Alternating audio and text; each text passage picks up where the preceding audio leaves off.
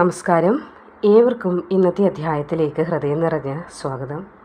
നമ്മൾ എത്രയൊക്കെ അങ്ങോട്ട് കഠിനമായ അധ്വാനം ചെയ്താലും ചില സമയങ്ങളിൽ നമ്മൾ വിചാരിക്കുന്ന ഫലം നമ്മളിലേക്ക് എത്താനായി ഒരുപാട് കാലതാമസങ്ങൾ എടുക്കാറുണ്ട്. സാമ്പത്തിക ബുദ്ധിമുട്ടുകളൊക്കെയും നമുക്ക് വന്നു ചേരാറുണ്ട്. എന്നാൽ ഒരൊറ്റ ദിവസം മതി നമ്മൾ ആഗ്രഹിച്ച കാര്യങ്ങൾ കൈപ്പിടിയിൽ ഒതുങ്ങാനായും അതേപോലെ തന്നെ എത്ര കൈപ്പിടിയിൽ ഒതുക്കി വെച്ചിരുന്ന കാര്യങ്ങളായാലും നഷ്ടപ്പെടാൻ.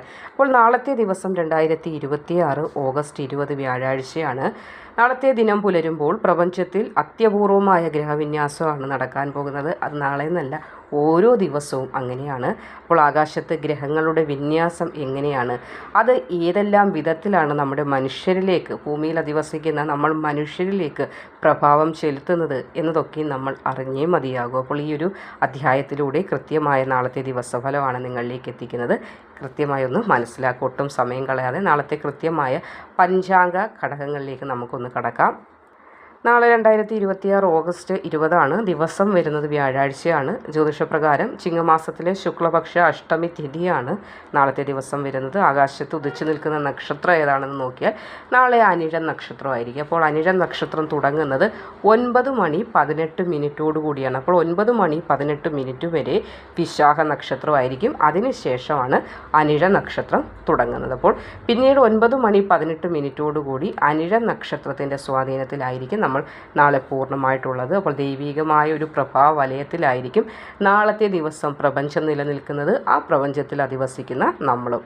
അപ്പോൾ ജ്യോതിഷശാസ്ത്രം അനുസരിച്ച് ശനി ഭഗവാനാണ് ഇവിടെ അനിഴ നക്ഷത്രത്തിൻ്റെ അധിപനായിട്ട് വരുന്നത്. എങ്കിൽ ഇതിൻ്റെ പ്രണാമദേവത എന്ന് പറയുന്നത് മിത്രനാണ്, അതായത് സൂര്യൻ്റെ പ്രഭാവമാണ്. അപ്പോൾ ഈ ഒരു നക്ഷത്രത്തിൻ്റെ പ്രധാന ദൈവിക സ്വഭാവങ്ങൾ നാളെ എങ്ങനെയായിരിക്കും നമ്മൾ മനുഷ്യരിലേക്ക് പ്രഭാവം ചെലുത്തുക എന്ന് ചോദിച്ചാൽ, നാളത്തെ ദിവസം പ്രത്യേകമായ കഠിന പ്രതിസന്ധികൾ എന്ത് വന്നാലും അതിനെ നമ്മൾക്ക് ബുദ്ധിപൂർവ്വം തരണം ചെയ്യാൻ അല്ലെങ്കിൽ മറികടക്കാനായിട്ട് പ്രപഞ്ചം തന്നെ നമുക്കൊരു സപ്പോർട്ടായിട്ട് നിലനിൽക്കും എന്നതാണ്. കൂടാതെ ഒരുപാട് നാളുകളായിട്ട് ശത്രുതയിലായിരുന്ന ആളുകളാണെങ്കിൽ പോലും ആ ശത്രുതയൊന്ന് മാറ്റി മിത്രത്തിലാകാം എന്ന് തോന്നിക്കുന്ന രീതിയിൽ മനസ്സിനെ എത്തിക്കാനും നാളെ പ്രപഞ്ചം ചില മായാജാലങ്ങൾ ഒരുക്കും. കൂടാതെ ഭക്തി നാളത്തെ ദിവസം എല്ലാവരുടെയും മനസ്സിൽ നിറയും, ആത്മവിശ്വാസം നിറയും. പുതിയ കാര്യങ്ങളൊക്കെ തുടങ്ങുന്നതിനും ഏറ്റവും ഉത്തമമായ ദിവസമാണ് നാളെ നമ്മളിലേക്ക് വന്നു ചേരാൻ പോകുന്നത്.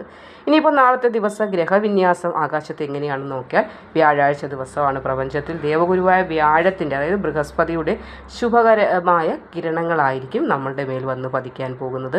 അപ്പോൾ നാളെ ചന്ദ്രൻ വൃശ്ചികം രാശിയിലൂടെയാണ് സഞ്ചരിക്കുന്നത്. അപ്പോൾ ചന്ദ്രൻ അനിഴ നക്ഷത്രത്തിൽ പ്രവേശിക്കുകയാണ്. അപ്പോൾ മനസ്സിന് കഠിനമായ കാര്യങ്ങൾ എന്ന് തോന്നി നമ്മൾ ഒരുപാട് നാളായി തള്ളി മാറ്റി വെച്ചിരുന്ന കാര്യങ്ങൾ പോലും നാളത്തെ ദിവസം പൊടിതട്ടിയെടുത്ത് വേഗത്തിൽ ധൈര്യത്തിൽ ചെയ്യാൻ നമുക്ക് സാധ്യമാകും എന്നതാണ് നാളത്തെ ഏറ്റവും വലിയൊരു പ്രത്യേകത പറയാനുള്ളത്. പിന്നെ ഇവിടെ വ്യാഴത്തിൻ്റെ ബൃഹസ്പതിയുടെ ശുഭദൃഷ്ടിയുണ്ട്.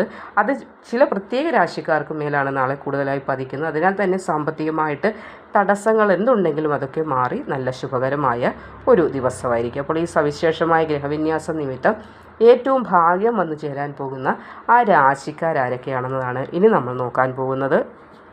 വിശാഖം, അനിഴം, തൃക്കേട്ട വൃശ്ചികം രാശിയാണ്. അപ്പോൾ നാളത്തെ ദിവസം ഏറ്റവും വലിയ രാജയോഗം അല്ലെങ്കിൽ രാജയോഗ ഗുണാനുഭവങ്ങൾ നാളത്തെ ദിനം അനുഭവിക്കാൻ പോകുന്നതും വൃശ്ചികം രാശിയാണ്. കൂടുതലായിട്ട് ചന്ദ്രൻ നിങ്ങളുടെ രാശിയിലൂടെ സഞ്ചരിക്കുന്നുണ്ട്. അത് നിങ്ങളുടെ നക്ഷത്രമായ അനിഴ നക്ഷത്രമാണ് നാളെ വരുന്നത്. ഇതൊക്കെ നോക്കുമ്പോൾ വിചാരിച്ച കാര്യങ്ങളെല്ലാം തടസ്സമില്ലാതെ നടത്തിയെടുക്കാൻ നാളെ വളരെ അനുകൂലമാണ്. തൊഴിലുമായി ബന്ധപ്പെട്ട് നാളെ ശുഭകരമാണ്. അംഗീകാരങ്ങളൊക്കെ വരാനും വരുമാന മാർഗ്ഗങ്ങളൊക്കെ തുറന്നു കിട്ടാനും കടബാധ്യതകൾ താൽക്കാലികമായി എല്ലാം ഒന്ന് തീർക്കാനായിട്ട് സാധിക്കും. ഇപ്പോൾ നിങ്ങളെ ഏറ്റവും ബുദ്ധിമുട്ടിച്ചുകൊണ്ടിരിക്കുന്ന ചില കടബാധ്യതകൾ മാറ്റാൻ എല്ലാം ഒറ്റ ദിവസം കൊണ്ട് തീർക്കാമെന്നല്ല ഇവിടെ പറയുന്നത്. നാളത്തെ ദിവസം അനുകൂലമാകിയാൽ തന്നെ ഇപ്പോൾ നിങ്ങൾക്ക് ശ്വാസം മുട്ടിച്ചുകൊണ്ടിരുന്ന ചില കടബാധ്യതകൾ തീർക്കാനായി ചില വരുമാന സ്രോതസ്സുകൾ നാളത്തെ ദിവസ ഗ്രഹങ്ങളുടെ വിന്യാസം നിമിത്തം പ്രപഞ്ചം അനുകൂലമായതിനാൽ തന്നെ വൃശ്ചികം രാശിക്കാർക്ക് വന്നു ചേരും. അപ്പോൾ നാളെ പ്രത്യേകമായി ഇത് ശ്രദ്ധിക്കേണ്ട കാര്യങ്ങളുണ്ട്. അതായത് മനസ്സിന് പെട്ടെന്നൊരു ചഞ്ചലത വരാൻ സാധ്യത ഉണ്ട്. അതേപോലെ തന്നെ മറ്റുള്ളവരുടെ വാക്കുകൾ കേട്ട് ചാടി പുറപ്പെട്ട തീരുമാനങ്ങൾ എടുക്കാതിരിക്കാനായിട്ട് ഒന്ന് ശ്രദ്ധിക്കുക. എന്ത് ചെയ്യണമെന്നുള്ളൊരു കൺഫ്യൂഷൻ വരും. നമുക്ക് ശരിയാണോ അല്ലെങ്കിൽ ചെയ്യണോ എന്നൊരു തോന്നൽ വരും. അത് കേട്ട് വേറൊരാൾ നമുക്ക് ഒരു അഭിപ്രായം പറഞ്ഞാൽ അത് ചിലപ്പോൾ തെറ്റായിരിക്കും. അത് എടുത്തു ചാടി ചെയ്യാനുള്ള ഒരു വ്യഗ്രത പോലും നാളത്തെ ദിവസം വരാൻ സാധ്യതയുണ്ട്. അതുകൊണ്ട് ഒന്ന് ശ്രദ്ധിക്കുക. കൂടാതെ രഹസ്യങ്ങൾ മറ്റുള്ളവരുമായി നാളെ കഴിവതും പങ്കുവയ്ക്കാതിരിക്കുക. കഴിവതും നല്ല, നാളെ രഹസ്യങ്ങൾ ആരോടും പറയാതിരിക്കുക. ഇനി നാളെ ചെയ്യേണ്ട കാര്യം പറഞ്ഞു തരാം. നാളെ രാവിലെ എഴുന്നേറ്റ് കുളിച്ച് ശുദ്ധിയായി നിങ്ങളുടെ ഇഷ്ടദേവന് മുന്നിൽ ദീപം തെളിയിച്ച് പ്രാർത്ഥിക്കുക. കൂടാതെ അടുത്ത സുബ്രഹ്മണ്യ സ്വാമി ക്ഷേത്രം ഉണ്ടെങ്കിൽ അവിടെ ഒന്ന് പോകുന്നത് നാളെ ഉത്തമമായിരിക്കും. അതല്ല പോകാൻ ബുദ്ധിമുട്ടുണ്ടെങ്കിൽ ഗൃഹത്തിൽ തന്നെ ഇരുന്ന് പ്രാർത്ഥിക്കാം, പ്രശ്നമില്ല. പക്ഷേ പോകാൻ സാധിച്ചാൽ അടുത്ത സുബ്രഹ്മണ്യ സ്വാമി ക്ഷേത്രം ഉണ്ടെങ്കിൽ അവിടെ പോയി മനസ്സുരുകി ഭഗവാനെ പ്രാർത്ഥിക്കുക. ഇനി മൂലം, പൂരാടം, ഉത്രാടം വരുന്ന ധനുരാശിയുടെ കാര്യം പറയുമ്പോൾ വ്യാഴത്തിൻ്റെ സ്വന്തം രാശിയായതിൽ തന്നെ നാളെ വ്യാഴാഴ്ച അത്ഭുതകരമായ മാറ്റങ്ങൾ അനുകൂലമായി വരുന്ന ദിവസമാണ്. ഏറെ നാളുകളായിട്ട് മുടങ്ങിക്കിടന്ന കാര്യങ്ങൾക്ക് ഒരു മാറ്റം, ഒരു ചലനം ഉണ്ടാകും. അതായത് വീട് പണിയാകട്ടെ അല്ലെങ്കിൽ ഭൂമി വിൽക്കുന്നതുമായി ബന്ധപ്പെട്ട കാര്യങ്ങളാകട്ടെ ഒക്കെ ഒരു അനുകൂല തീരുമാനം ഒരുപാട് നാളുകൾക്ക് ശേഷം വന്നണയാനുള്ള ഭാഗ്യമുണ്ട്. ബിസിനസ് ചെയ്യുന്നവർക്കാണെങ്കിൽ നാളെ എനിക്കിന്ന് ലാഭമായിരുന്നു, ഇന്ന് ഇച്ചിരി ബിസിനസ് നടന്നു എന്ന് പറയാൻ സാധ്യതയുള്ളൊരു ദിവസമായിരിക്കും. വിദേശത്ത് പോകാൻ ആഗ്രഹിക്കുന്നവരാണെങ്കിൽ നാളെ അതുമായി ബന്ധപ്പെട്ട കാര്യങ്ങൾ എന്തെങ്കിലും ചെയ്യുന്നുണ്ടെങ്കിൽ അത് സ്മൂത്തായിട്ട് അല്ലെങ്കിൽ ഒരു പ്രശ്നവുമില്ലാതെ നിങ്ങൾ ആഗ്രഹിക്കുന്നത് പോലെ നടത്തിയെടുക്കാനായിട്ട് സാധിക്കും. ഇനി നാളെ ചെയ്യേണ്ട കാര്യം സാമ്പത്തികമായിട്ട് ഒരു നിയന്ത്രണം വയ്ക്കുന്നത് നാളെ ഉത്തമമായിരിക്കും. നാളെ പ്രധാനപ്പെട്ട കാര്യങ്ങളൊന്നും വാങ്ങിക്കാതിരിക്കുക, അല്ലെങ്കിൽ ആർക്കും അമിത വിശ്വാസം പറഞ്ഞുകൊണ്ട് കടം കൊടുക്കാതിരിക്കാനായിട്ട് ശ്രദ്ധിക്കുക. നമ്മുടെ പോക്കറ്റിലുള്ള ധനത്തിനനുസരിച്ചുള്ള കാര്യങ്ങൾ വാങ്ങിക്കുക. അതല്ല കടം പറഞ്ഞ് വാങ്ങിക്കുകയോ അല്ലെങ്കിൽ ഒരാൾക്ക് കടം കൊടുക്കുകയോ ഒന്നും നാളത്തെ ദിവസം ചെയ്യാതിരിക്കുന്നത് ഉത്തമമായിരിക്കും. നാളെ അടുത്ത വിഷ്ണു ക്ഷേത്രം ഉണ്ടെങ്കിൽ അവിടെ ഒന്ന് പോയി ഭഗവാനെ പ്രാർത്ഥിക്കുന്നത് ഉത്തമമാണ്. അതല്ല പോകുന്നതിന് പ്രയാസമുണ്ടെങ്കിൽ വീട്ടിൽ തന്നെ ഇരുന്ന് വിഷ്ണു സഹസ്രനാമം ജപിക്കാവുന്നതാണ്. ഇനി പാവപ്പെട്ട ആളുകൾക്ക് എന്തെങ്കിലും ദാനങ്ങൾ ചെയ്യുന്നതോ അതല്ല കിളികൾക്കായാലും പക്ഷികൾക്കായാലും ഒക്കെ ഭക്ഷണം കൊടുക്കുന്നതൊക്കെ നാളത്തെ ദിവസം ഫലം നിങ്ങൾ കൂടുതലായി വന്നു ചേരുന്നതിന് ഒരുപാട് സഹായിക്കും. ഇനി പൂരുരുട്ടാതി, ഉത്രട്ടാതി, രേവതി, മീനം രാശിയാണ് അടുത്തത്. നാളത്തെ ദിവസം ഗ്രഹവിന്യാസ നിമിത്തം മീനം രാശിക്കാർക്ക് മാനസികമായിട്ടൊരു സമാധാനം, ധനയോഗമൊക്കെ ഉണ്ടാകുന്ന ദിവസമാണ്. തൊഴിലുമായി ബന്ധപ്പെട്ട ചില പ്രശ്നങ്ങൾ, പ്രയാസങ്ങളൊക്കെ ഉണ്ട്. തൊഴിലിടത്തിലുള്ള ചില പ്രയാസങ്ങൾ അതൊക്കെ ഒന്ന് മാറുന്ന ദിവസമാണ്. കുടുംബത്തിൽ ദീർഘനാളായി നിലനിന്നിരുന്ന പ്രയാസങ്ങൾ, സാമ്പത്തികമാകാം അല്ലെങ്കിൽ തർക്കങ്ങളാകാം, ശാരീരിക വ്യഥകളാകാം, മാനസിക പീഡകളാകാം, ഏതായാലും അതൊക്കെ പരിഹരിക്കപ്പെടും. പങ്കാളിയുടെ ഭാഗത്ത് നിന്നും വലിയൊരു പിന്തുണ ഉണ്ടാകും. പങ്കാളി എന്ന് ഉദ്ദേശിക്കുന്ന വിവാഹം കഴിച്ച പങ്കാളിയാകാം, അല്ലെങ്കിൽ ബിസിനസ് ചെയ്യുന്നുണ്ടെങ്കിൽ ആ ബിസിനസ് പങ്കാളിയാകാം. ഏതായാലും പാർട്ട്ണറിൽ നിന്ന് വലിയൊരു പിന്തുണ, അത് സാമ്പത്തികമായിട്ടാകാം, അതല്ലെങ്കിൽ മാനസികമായി ചില സ്നേഹമാകാം, അതല്ലെങ്കിൽ നമ്മൾ പറയുന്ന വാക്കുകളൊന്ന് കേൾക്കാനോ. ചില ആളുകൾ പറയാറുണ്ട്, എനിക്ക് സാമ്പത്തിക സഹായമല്ല വേണ്ട, എൻ്റെ മനസ്സിൻ്റെ വിഷമങ്ങളൊന്ന് പറയാൻ, ഒരു അല്പനേരം കേട്ട് അതിനൊരു ആശ്വാസം പറയാൻ കൂടെ ഒരാളുണ്ടായിരുന്നെങ്കിൽ എന്ന് ചിന്തിക്കാറില്ല. അതേപോലെ നാളെ ചില സ്നേഹങ്ങൾ ലഭിക്കാൻ, അല്ലെങ്കിൽ നമ്മളുടെ പറയുന്ന വാക്കുകൾ കേൾക്കാൻ ഒരു ചെവി ലഭിക്കുക എന്നതും വലിയൊരു മാറ്റമായിട്ട്, അല്ലെങ്കിൽ മനസ്സിൻ്റെ വേദനകളെ ഇറക്കി വെക്കാൻ നിങ്ങൾക്ക് സാധിക്കുന്ന ഒരു ദിവസമാണ്.